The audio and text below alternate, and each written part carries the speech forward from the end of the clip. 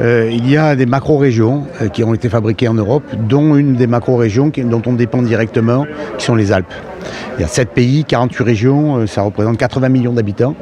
Et donc forcément, c'est pas simplement les Alpes de Haute-Provence dans la région ou avec Auvergne-Rhône-Alpes qui pilotent ça, c'est de la totalité des Alpes, avec tous ces pays concernés. Et donc pour avoir des fonds européens, pour avoir une stratégie continentale, la SURA existe en tant que telle. Et tout ce qui émane de la SURA en termes de projets de coopération entre plusieurs pays sur les massifs alpins sont à ce moment-là éligibles à des fonds européens dans le cadre des moyens financiers donnés par l'Europe. Ce qui veut dire quoi? Ce qui veut dire que par exemple, il y a une solidarité qui a eu lieu dans la tempête Alex. Fait en sorte que, parce qu'on a eu, nous les Français, avec les Italiens, un problème majeur dans la tempête Alex, on a pu aller dans un fonds de solidarité qui nous a permis d'injecter 60 millions d'euros sur la tempête Alex. Avec l'argent de la région, ça fait quand même 130 millions d'euros directement réinvestis.